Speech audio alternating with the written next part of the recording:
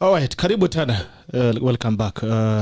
Chane alike kubwa Dr.Ndii. Good morning to you, sir. Morning. How are you? Thanks. Good to see you. Finally. Yep. It's a pleasure to have you. We are happy to have you. Yeah, salimia wananchi wanakutazama. I'm Jamboni. Yeah. All right. You are a man of few words. Very few. You can say very few but money. All right. We would want to start from an introduction. Who is Dr.Ndii? Dr.Ndii. Yep. It's just Dr.Ndii. That's what it is. You know, Dr.Ndii, as an economist, you've also said you participated in the issues of convention shaping the nation, from economics to siyasa and all that. You actually one of the scholars who have been driving the conversations on the economy and the state of the nation. And I think there's more that involves Dr.Ndii apart from the name Dr.Ndii. Not really. Yeah. I'm an economist and I'm an active citizen, so I'm interested in the affairs of my country and the world. So yes, that's it. I don't have big offices and big titles. No. But they're already calling you honorable. Yeah, the Kenyans love titles, and I think they are basically cover up for lack of content. That's a tackle. That's a very tweetable tackle. Very tweetable tackle. For lack of content. Yeah, people should be judged by substance, not by titles. So when you see people putting a lot of titles, I think it's inversely proportional to the amount of content. There's something missing. Yeah, there's something they are sort of covering up for. Yeah. All right. You know, recently, since COVID came and we had to work from home, there've been Zoom meetings. So you get into a Zoom meetings and it's 5 people just introducing themselves for 2 hours. I am a father, I am a husband, I am a grandfather, I have a PhD in this and that. It's refreshing for someone who has few words in that sector. Because can you guys hear me? Are you hearing me? Can you hear Daktari? So it's quite interesting how the Kenyans actually take issues and debate issues. It's majorly around the innuendos and actually the emotions that come with it. Anyways, what do you think is the state of the nation? The other day we saw the government is printing money to stay afloat. What do you feel is the state of this nation as a country? The government is not printing money. Or rather, the government prints money all the time because it is the government's responsibility to print money.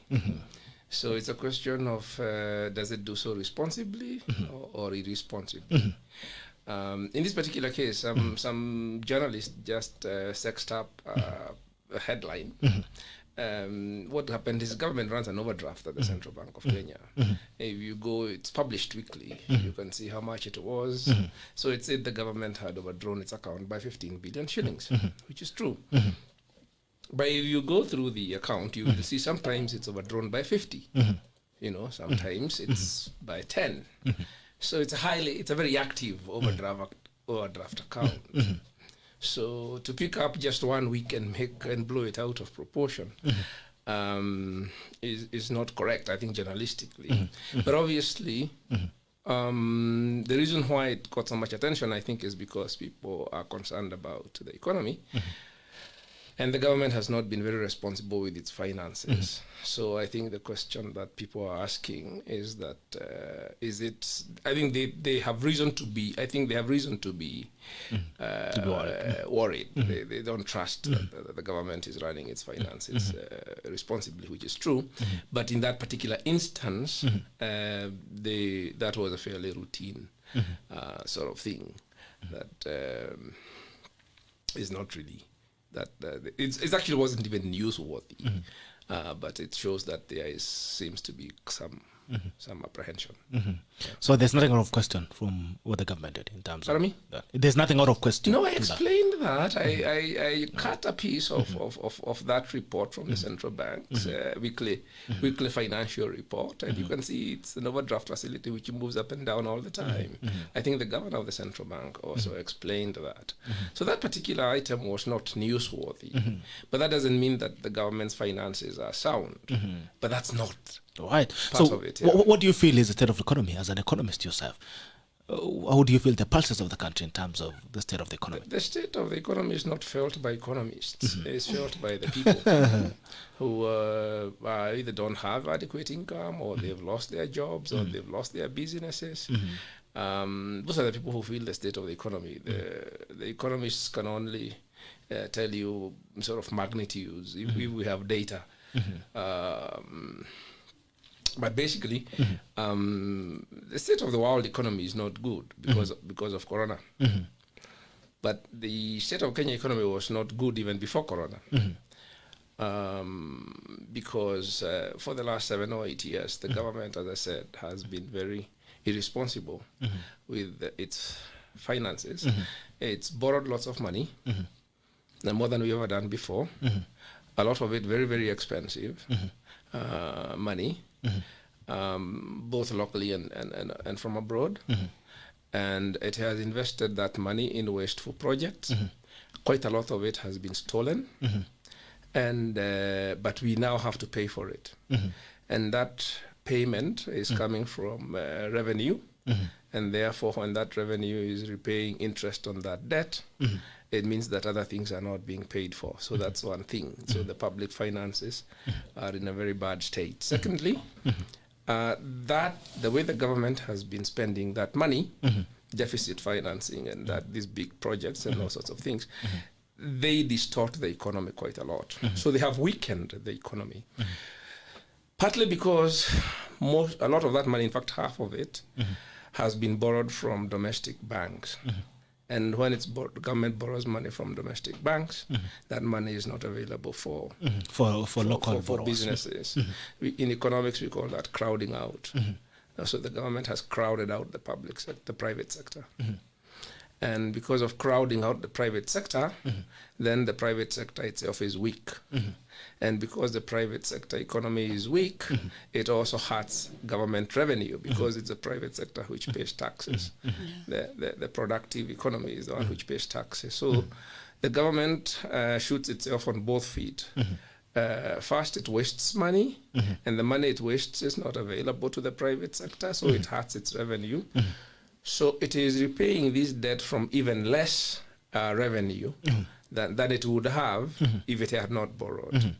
Thirdly, because the government has been so busy doing those wasteful infrastructure projects, it really hasn't been doing the things that it actually ought to do to help the economy. And those are the things. If you listen to this government, it's very rare that you hear it talking of production. Hardly. Yeah, the word production has disappeared from our economic lexicon. It's about consumption. The word productivity, which is the most important thing that the government should be concerned about, doesn't exist at all. So if your productivity is not growing, but you say that your economy is growing by 5-6%.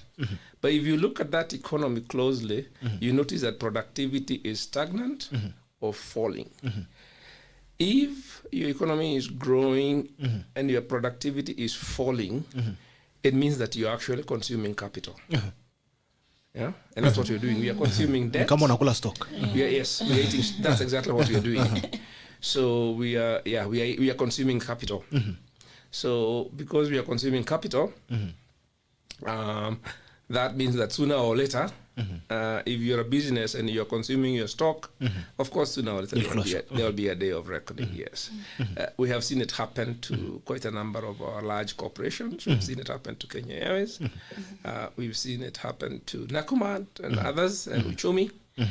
So that's the way we are running the economy, the same way we run Mumias and Kenya Airways and whatever. The only difference is that, of course, the country cannot close shop and be auctioned off. But just means that it has very long-term consequences instead of poverty, being able to create jobs, and it can actually create serious political problems at some point. All right. That's amazing. Now, another thing is the issues of loan. Uhuru Kenyatta is just from France. He is going to secure another 180 billion loan. The question is, we've continued to take loans ever since Jubilee government came to power.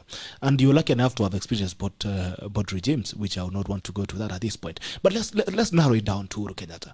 Uhuru Kenyatta has almost sustained the government on loans. He has gone and taken another loan of 180 billion at a time when we are complaining that the economy is not doing well. And like you said, we have zero production. It's like you're taking in money to a hole. Nothing is coming back. What do you think is, can Kenya sustain its loan burden? Uhuru Kenyatta is in a very, the Kenya economy, I've been saying this for a long time, for the last 7 or 8 years. And telling you continue. I actually wrote the first op-ed warning the government about the route it was headed in 2014. I remember it's early 2014. Now you can imagine how long that ago that is. And they've been doing the same thing. So now you are in what I call a straitjacket. Uhuru has put the country in a straitjacket. The situation is this. You have been sustaining what you are calling economic growth by deficit financing. Yeah, that's the data. So you've been borrowing something like 7 to 8% of GDP a year. Then that's what you're calling, you're financing all these wasteful projects and calling it economic growth. Basically, you're just building monuments, okay, and calling it growth. Now, in sort of best practice, there's a rule of thumb. You really, if economy is doing well, and you sort of, you should not exceed, you should be running a deficit of no more than 3% of GDP regularly, so that you can have the headroom that if you have a crisis, you can ramp that up to stimulate the economy. You can ramp up that up to 4 or 5 or even 6, but for no more than a year or two, then you go back to something like 3% or below. We call that fiscal space. You preserve headroom to be able to mitigate shocks. Now, if you've been running a deficit of 8% in normal times, yeah, you have no capacity to mitigate shocks. Okay? So when Corona came, we had no headroom to be able to mitigate shocks. If you look at countries where you're able to ramp up their spending very quickly, they were running deficits of 2, 3, 4% of GDP. Then within a very short time, you can get that up even to 6 or 7. And then when the shock subsides, you go down to normal. The problem is that we've been operating abnormally. Yeah, you've been operating with an abnormal deficit for so long now that the economy is addicted to that deficit. Okay? You have an addiction. It's an opium. Yes. You've got an addiction called deficit spending. And Uhuru is coming to the end of his term. Now, because the economy is addicted to deficit spending, if you start behaving responsibly now, what you call fiscal consolidation, the economy is going to start having withdrawal symptoms. Okay? Now, and obviously, he does not want withdrawal symptoms as he is leaving office. The other thing is that Uhuru has no meaningful economic achievements to show, really. His big flagship project was the railway. And as I told him from the outset, that was a white elephant. And that turned out to be the case. So I think he's desperate for a legacy project. Which it doesn't seem to be coming. And he seems to think that a legacy project has to be brick and mortar. Something, monument, monument that he will be remembered for. Some sort of a rock. Yeah, some sort of a monument. So he wants to build this thing they're building on Mombasa Road. I think this road, he wants to finance this dual carriageway to Nakuru. Incidentally, if we were planning properly, those are things we can actually finance locally. Without seeking slowly, loans. yeah, without seeking loans. But the other thing is that he is, because he for somebody who studied economics, he's actually very not knowledgeable at all in economics and finance. So he's very gullible to these financiers who come and sell you. They are all snake oil salesmen. They come and sell you these big projects, financing structures, PPP, all sorts of things. And he's very gullible to that. And of course, that is compounded by corruption, because if you or your people are also getting cuts from those projects, then it's good for business. Then it's good for business. If you have got businesses, family businesses, which are in the construction sector, and about to benefit, then you are looking at this from a different lens than the public interest. So he's got a cocktail of things which predispose him to keep moving in that direction. Yeah, and because if you start dealing with the problem now, that problem first causes pain before gain, and of course you don't want just pain during your last year or two in office, and the gains come thereafter. So what we can expect Uhuru Kenyatta to do is to keep kicking the can down the road. Hope he can maintain this abnormal stimulus for the next 2 years. That something doesn't happen. You know, you can always get that straw which breaks the camel's back, and the thing comes tumbling down. But the thing will come tumbling down at some point.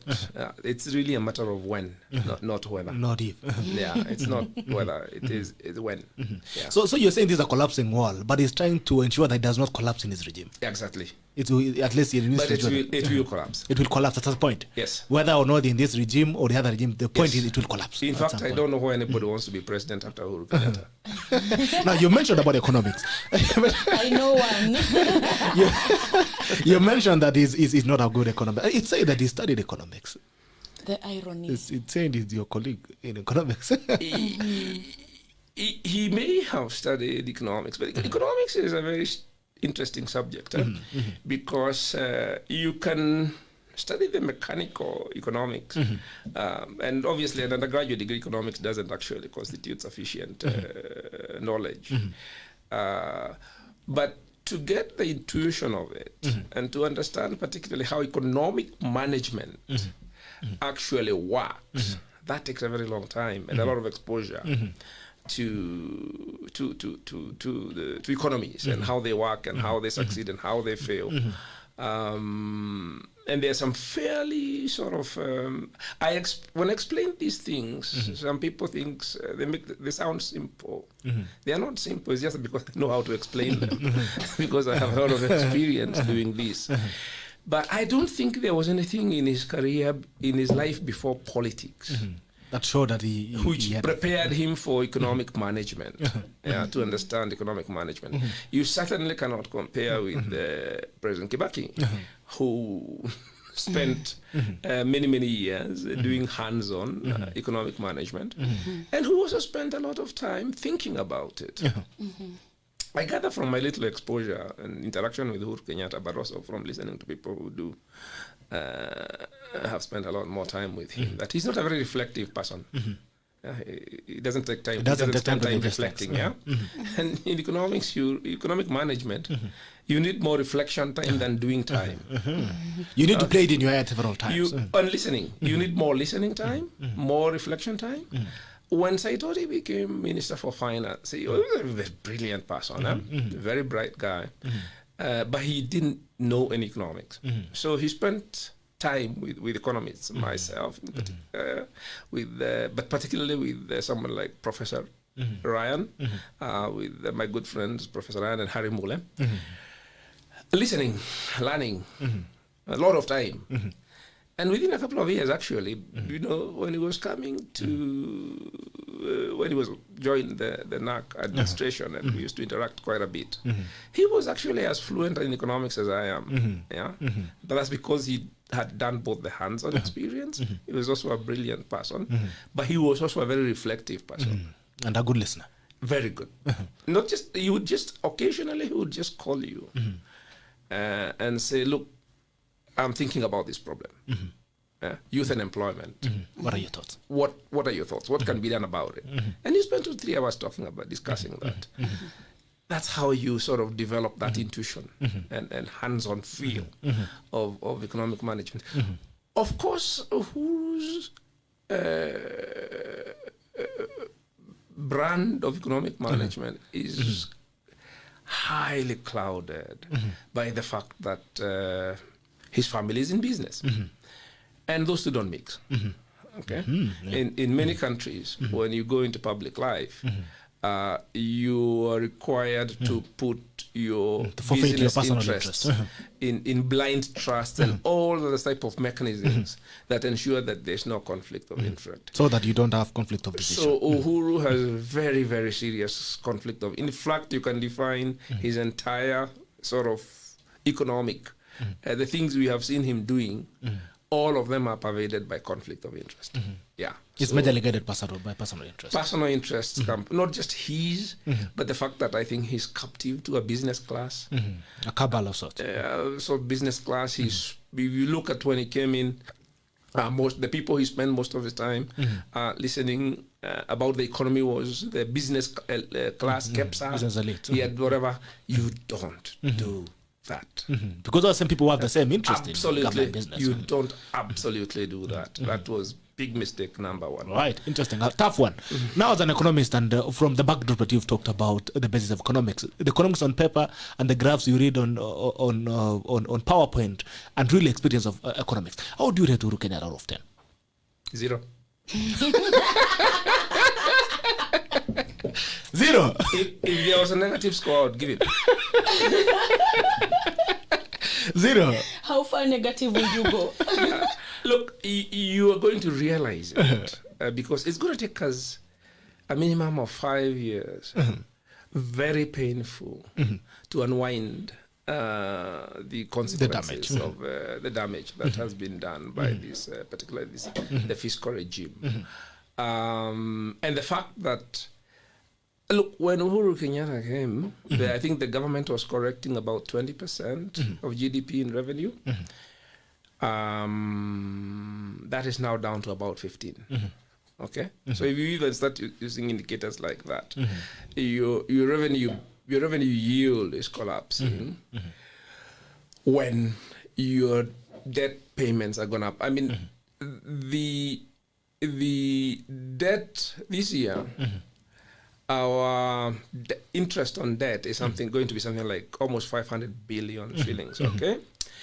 When Uhuru came in, it was about 180. So it's grown up threefold. It's the component of the budget that has gone up. In fact, the debt interest now is higher than the wage bill. Okay. Wow. Now, when your interest on debt is higher than your payroll cost, you have a problem. Yeah. So the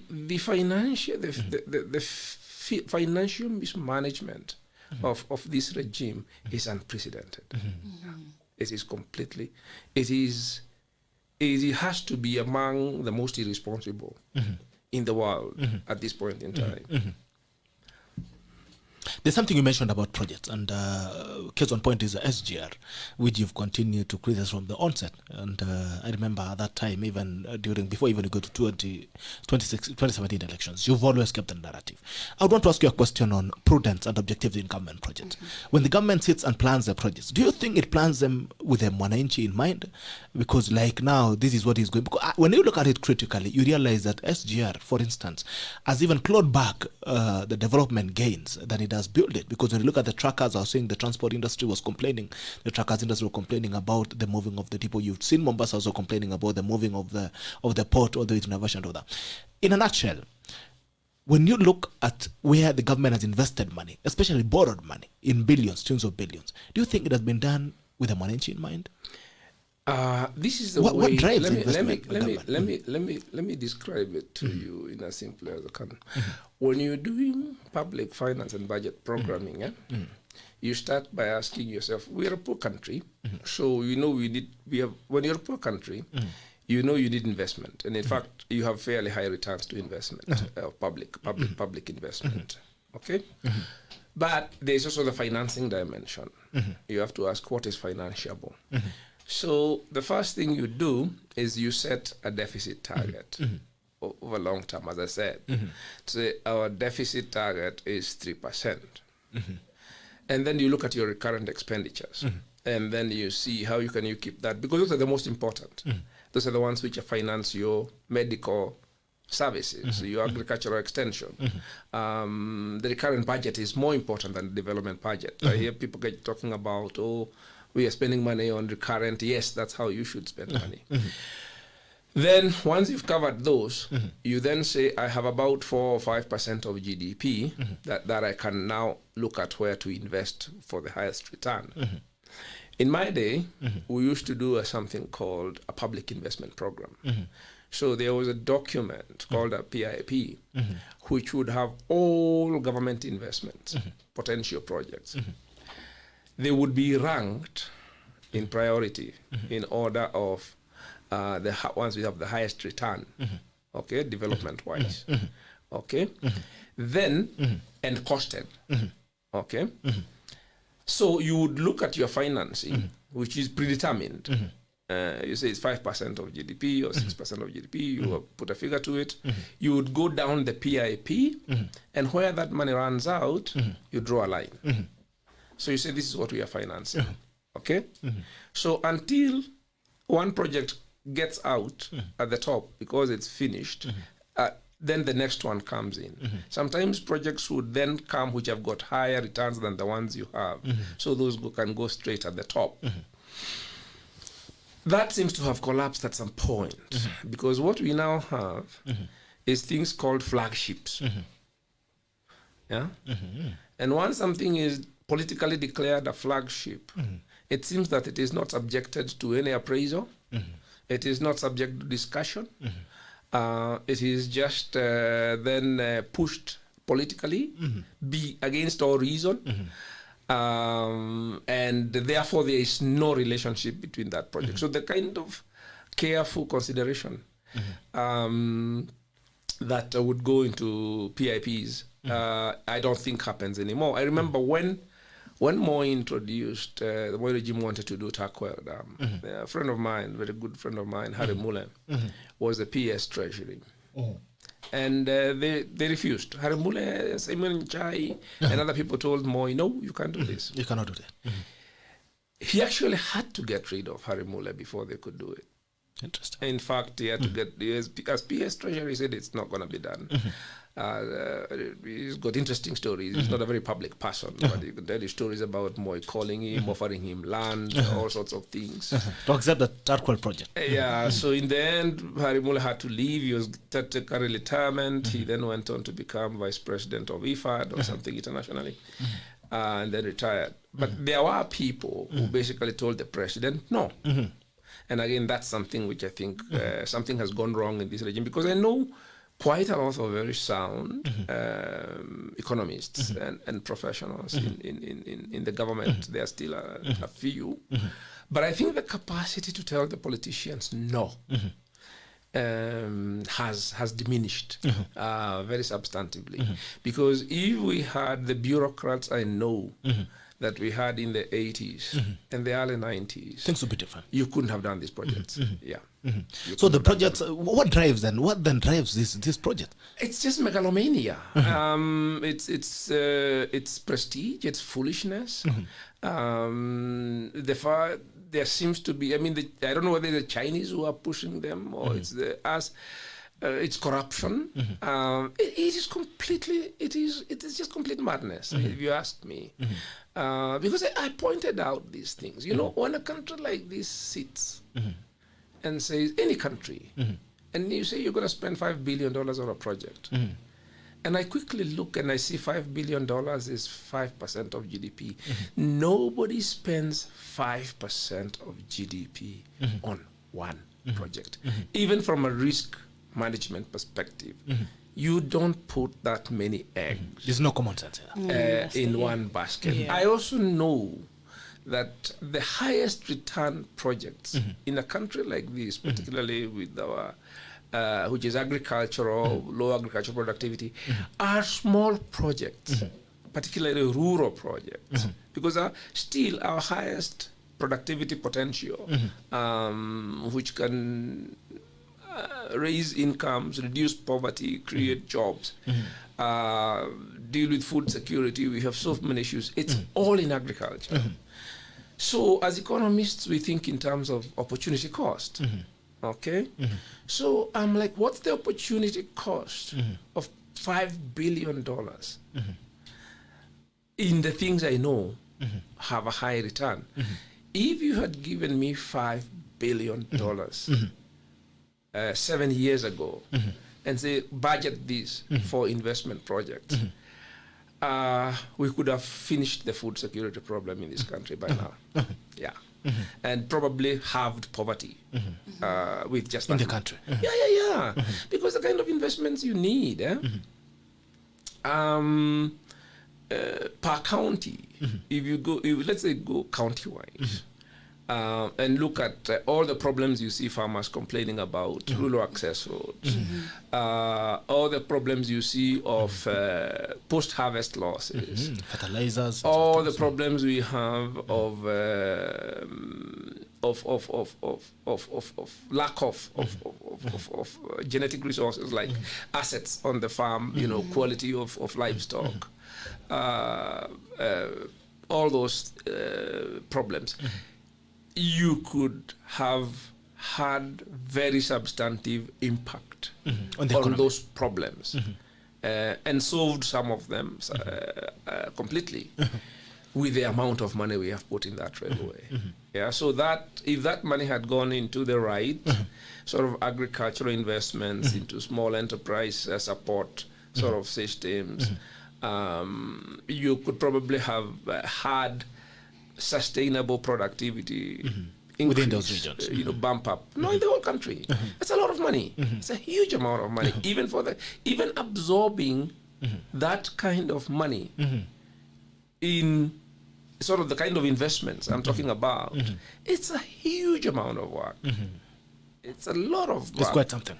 It's a lot of work. It's not something you do in a day. But of course, if you bring the Chinese and the overpriced railway and you just lay it there, of course you can then burn the money. You've actually criticized the SGR as a road to nowhere. If you actually take that money and I tell you, if I give you $5 million, okay,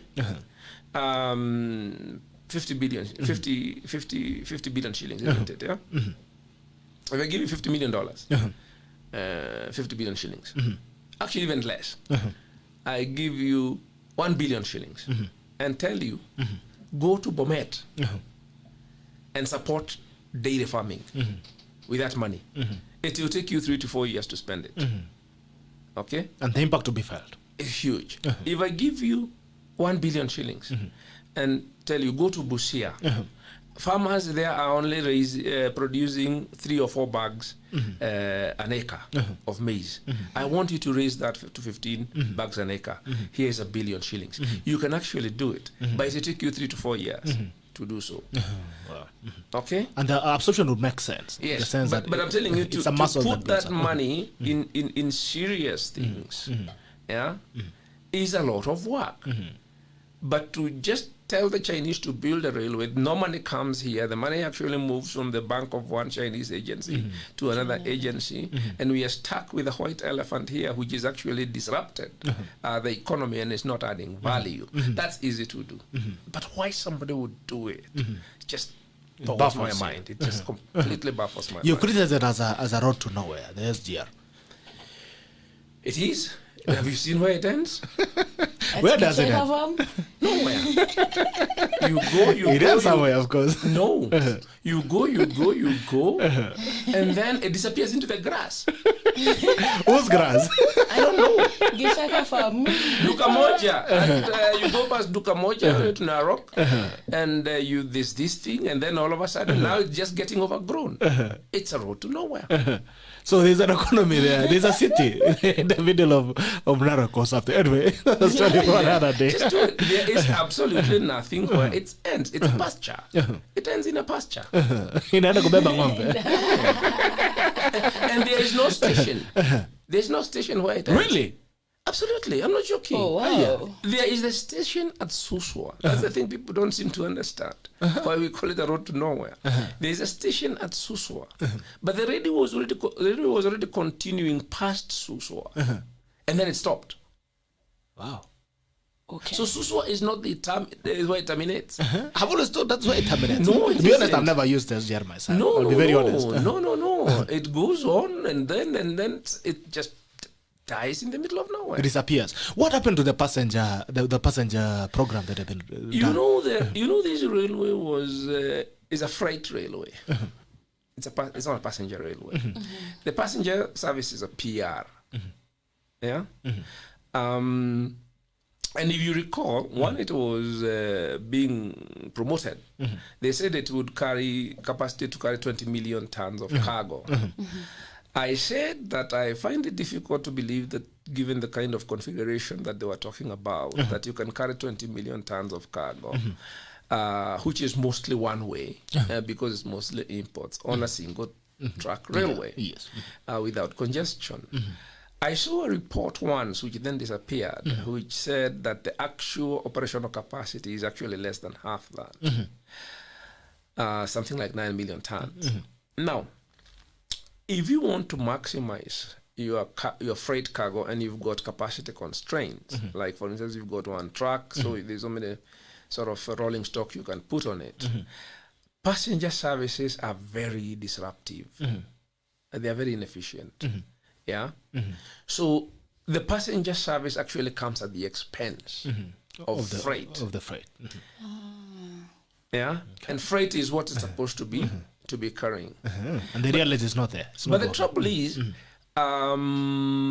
it actually cost-wise, it costs sort of freighters more than double what it takes to haul your freight by road at the moment. So they charge more than road. It's also more inefficient because one of the things that these people don't seem to have factored in is that freight logistics, road freight logistics, are much more sophisticated than railway logistics because railway is an 18th century technology. It's very sort of rigid. You can only move your freight to a particular place. There's a lot of offloading and unloading onto things from the ship to the train then off the train, and you still have to put it on a truck to take it to your... That sort of unloading and offloading is inefficient and expensive. What happens is that trucks are able to take the freight off the ship, deliver to your premises, and then take the container back to your freight supply. So it's a seamless service. And of course, the truck will take the freight where it's going. So if your freight is going to Meru, it will be loaded in Mombasa and taken to Meru. It will not be brought to Nairobi and then you hire a truck to pick again and take it to Meru. Okay? Wow. That sort of centralization. Yeah. If you're going to Machakos, it goes straight to Machakos. Okay. It does not tell you go to the river to pick your cargo. No, it's actually brought to the river and then you have to turn around, hire a truck from Machakos and take it to from the river, take it to Machakos. So for that reason, rail has been losing freight business all over the world for the last 20-30 years. So the only segment of rail which is growing globally is high-speed passenger rail between big cities. That's what Chinese are building. That's what you see Europeans building. Because that is replacing cars on the road as well as flying. Because it's faster to take a train between two big cities than to fly. Drive on road or to fly. Than to fly. Why? Interesting. Because you'll drive to the airport, go through all sorts of check-in processes and so things, come out another airport, go through all sorts of things, repeat the same process, waste an hour in the airport, another hour in the other airport, 2 hours plus an hour, so that's 3 hours. If you had gone to a train station It would have taken you 1 hour, and you come out in the middle of town. It's like they did with the Channel Tunnel. Yeah, sense, yes. It makes more sense. So in places where you have high volume of passenger traffic, high-speed passenger rail is what is growing.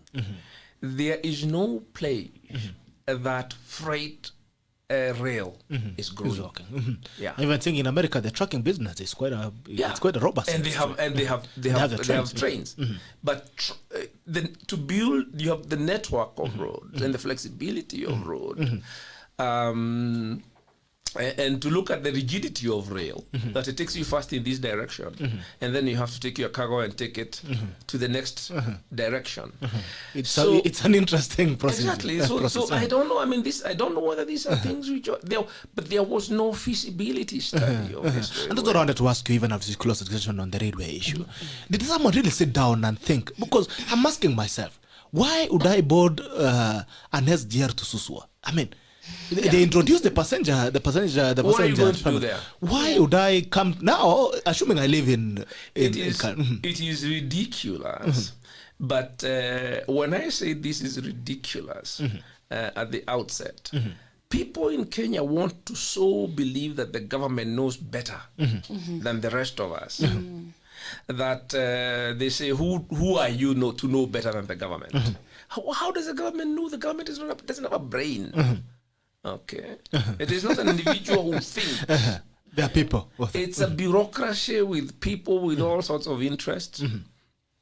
Some of them actually very disinterested because of the way the political system has evolved, even though they are able.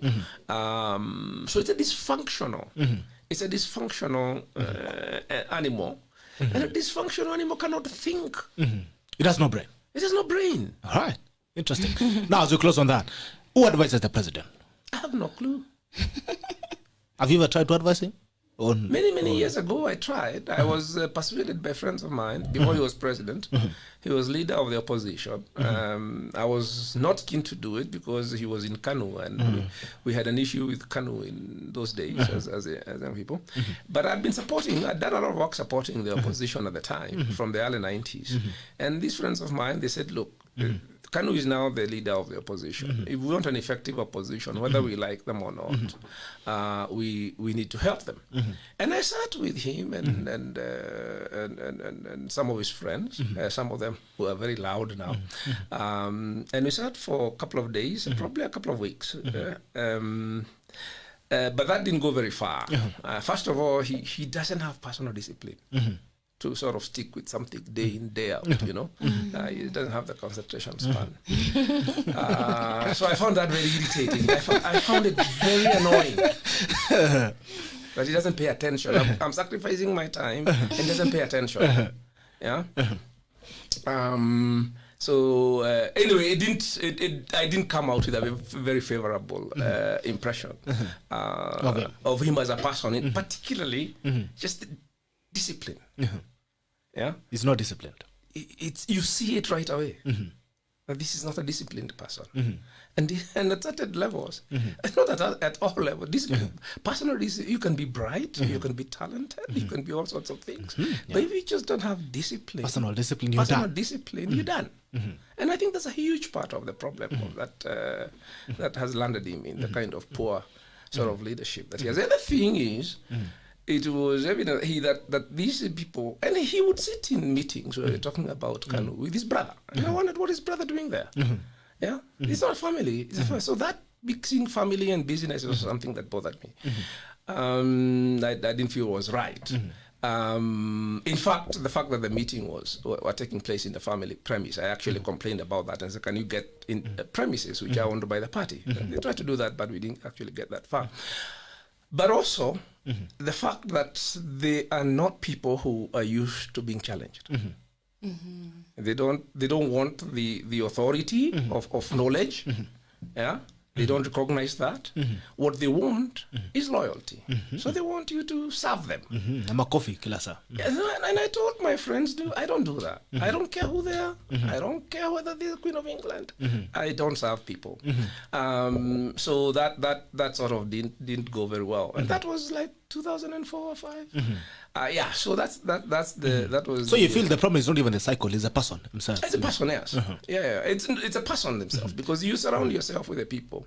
But also, even when he formed the cabinet, I mean, he appointed people to cabinet who I know pretty well, and I sort of could see very serious errors of judgment as to what people you put in a cabinet. And of course that has already happened, but I would put that to inexperience. He had no organizational experience, hasn't run anything as far as I know.